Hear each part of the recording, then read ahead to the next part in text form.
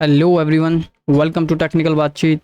So guys, आज की इस वीडियो में हम लोग कवर करने वाले हैं जी पैटर्न। ओके, सो जैसे कि मैं हमेशा सजेस्ट करता हूँ कि सबसे पहले आप लोग ए पैटर्न को देखिए, जो भी इस वीडियो को फर्स्ट टाइम देख रहा है। ओके, क्योंकि उसमें जो भी हमने कोड लिखा है वो उसका हर एक कोड को अच्छे से एक्सप्लेन किया है।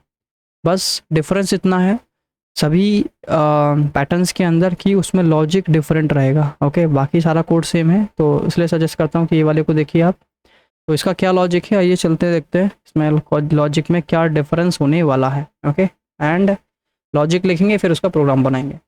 तो सबसे पहले जैसे मैं हमेशा बताता हूँ कि यहाँ पर ये जो बॉक्स है वो है 5x5 के इसमें जो है 5 रोज है ना, 5 कॉलम्स है। तो ये कॉलम्स है हमारे पास 1 2 3 4 एंड 5 हो गए कॉलम्स, और ये हो गई हमारी 5 रोज। ओके, तो देखिए ये है row, sorry column, top to bottom end तक जितनी भी लाइंस होंगी सभी में जाएगा। इसी तरीके से ये रो है आपका। तो कॉलम एंड रो दोनों जो हैं कहीं ना कहीं जाकर मिलती है। जैसे कि अगर आप ऐसे बनाओगे और इस तरीके से बनाते हो तो हर बॉक्स के अंदर दो चीज़ें आपको देखने को मिलती हैं, रोज एंड कॉलम्स। ओके, हर बॉक्स में।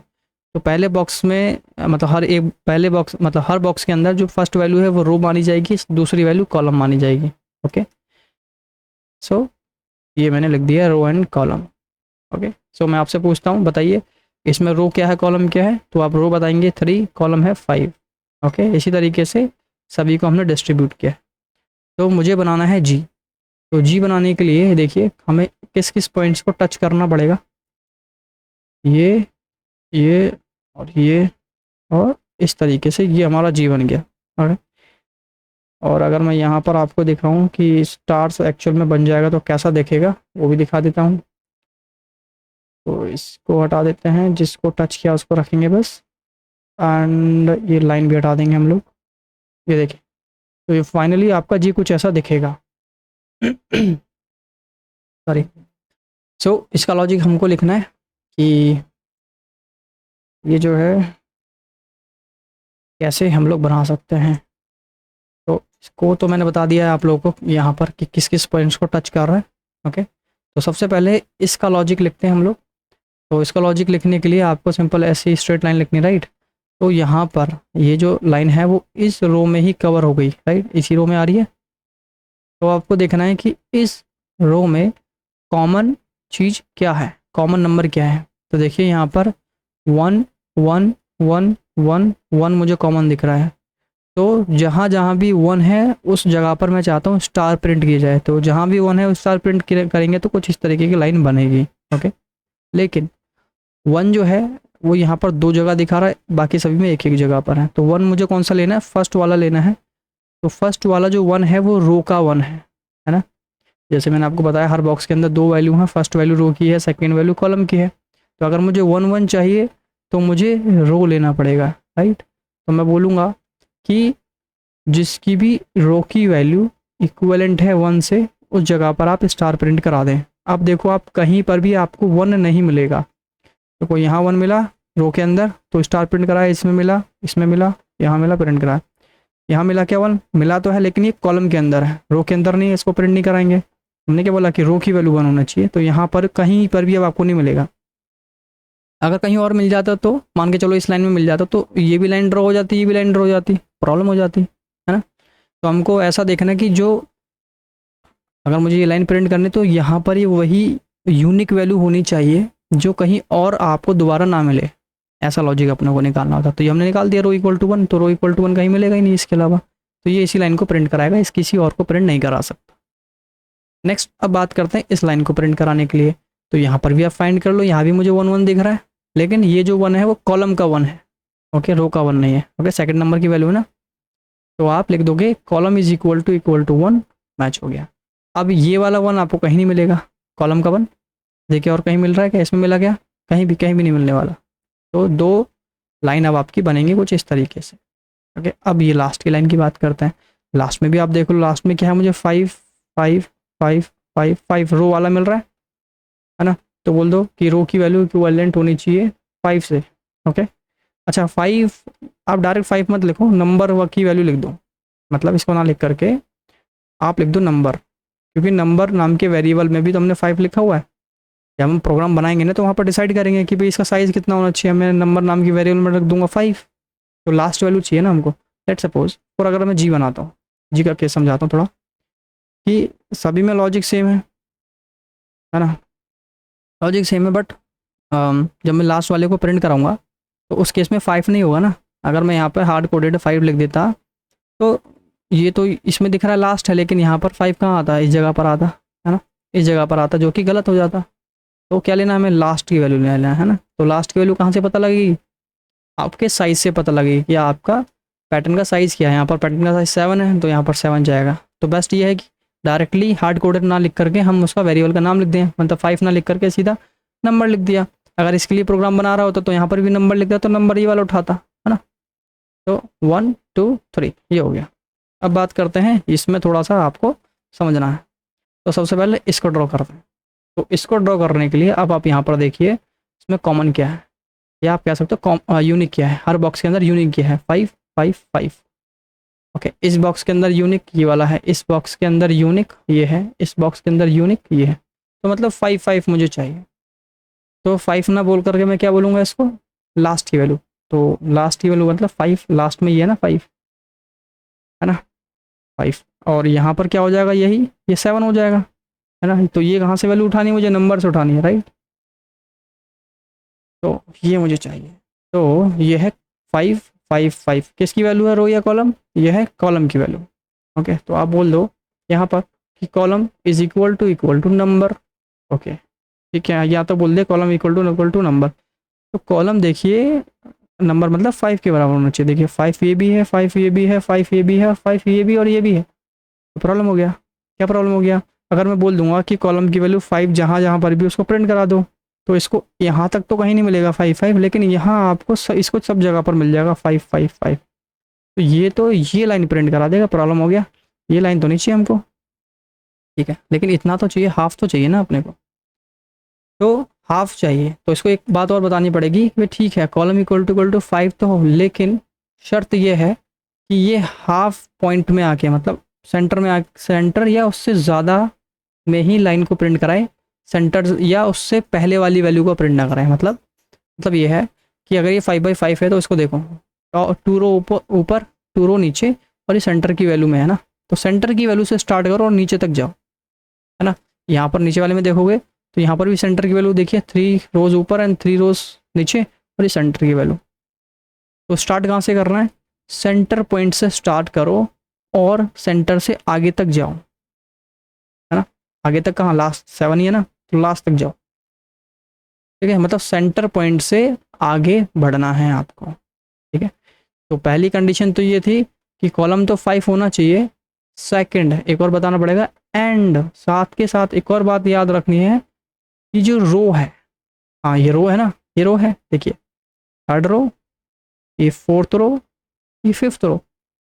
ओके, तो ये थर्ड रो है ना, थर्ड रो सेंटर पॉइंट से स्टार्ट हो रहा है। तो बोलो कि रो जो है ना वो ग्रेटर देन और इक्वल टू हो क्या, अच्छा एक फंक्शन जो मैं हमेशा बताता हूँ, CEIL नाम का फंक्शन है जो राउंड अप करने में हेल्प करता है, नंबर डिवाइडेड बाय 2 कर दो। अच्छा इसने क्या किया है वो बता देते हैं।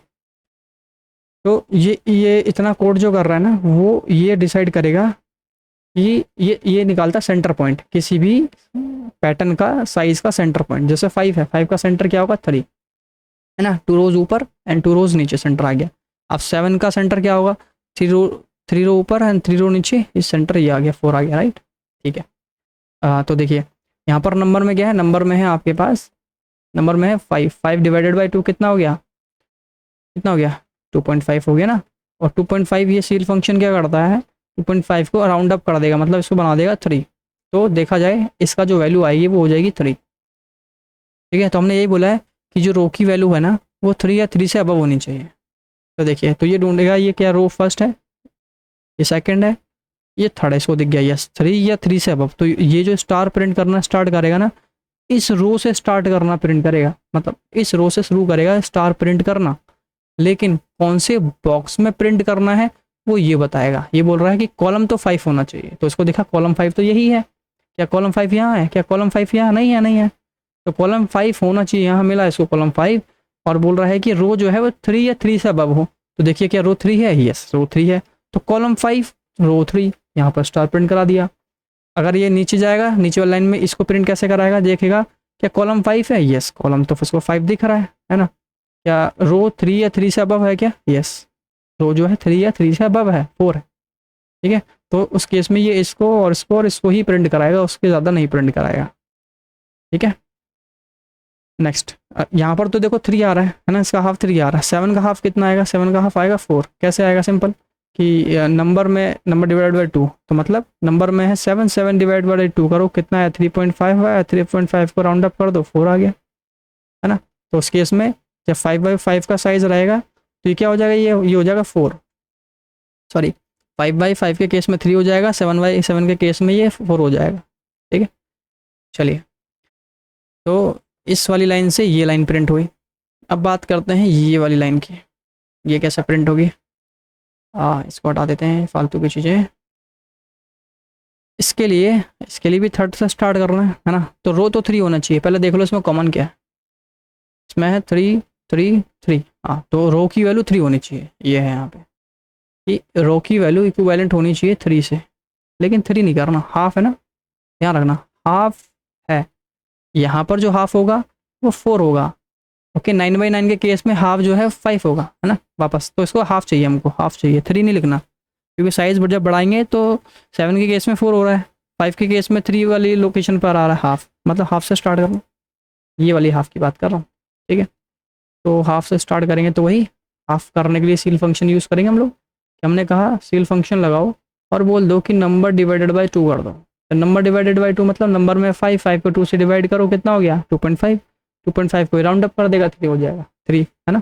तो रो इक्वल टू 3, यही बोला ना कि रो की वैल्यू 3 होना चाहिए, देखिए 3 3 3, ठीक है। 7/7 के केस में क्या था, ये 4 हो जाता, 4/4 4 4 4 4, ओके ठीक।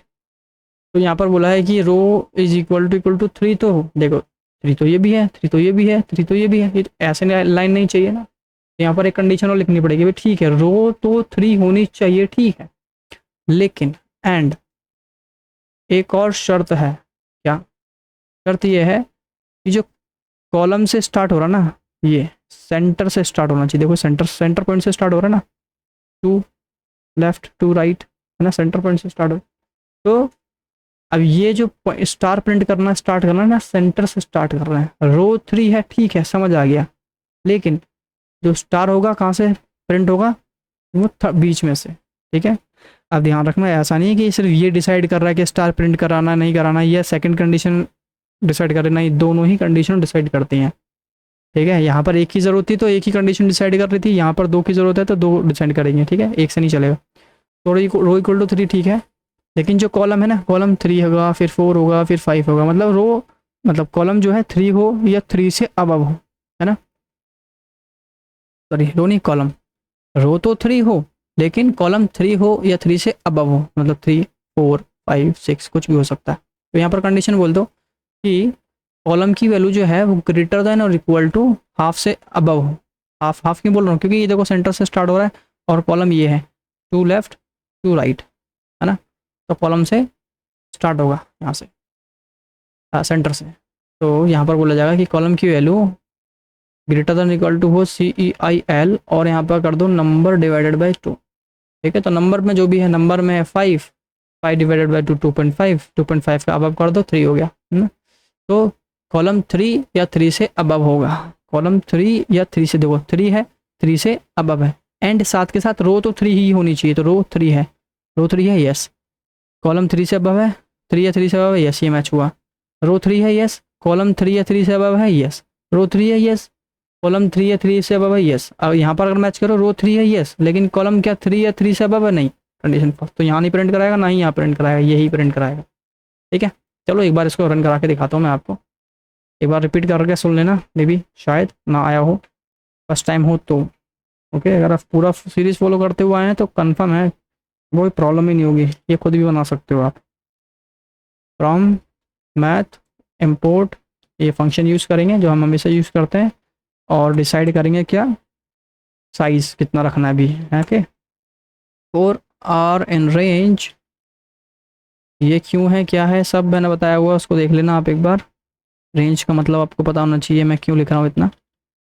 4x in sorry column in range 1 से स्टार्ट करें और नंबर +1 तक लेके जाएं, मतलब 5 तक जाएगा।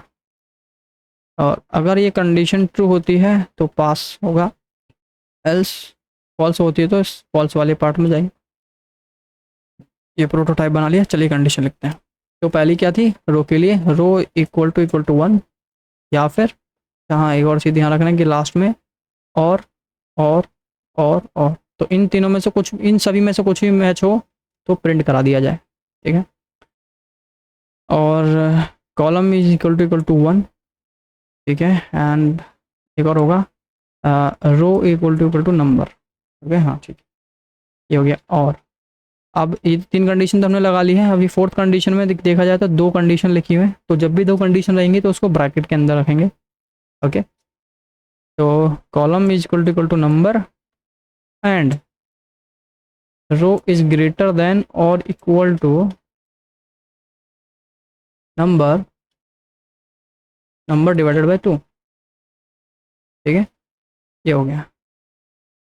एंड एक और कंडीशन है, और क्या है, row equal to half CEIL number divided by 2 and last condition क्या है, column is greater than and equal to function number divided by 2, ठीक है। ये क्यों क्या लिखा है अभी मैंने अभी बताया आपको यहाँ पे, ठीक है। अगर ये कंडीशन मैच हो जाए तो क्या करना है, अगर कंडीशन मैच हो जाए तो कंडीशन ट्रू पार्ट में जाओ और ट्रू पार्ट में बोल दो भाई एक स्टार प्रिंट करा दो विद स्पेस और एंड कर दो एम्प्टी स्ट्रिंग के साथ।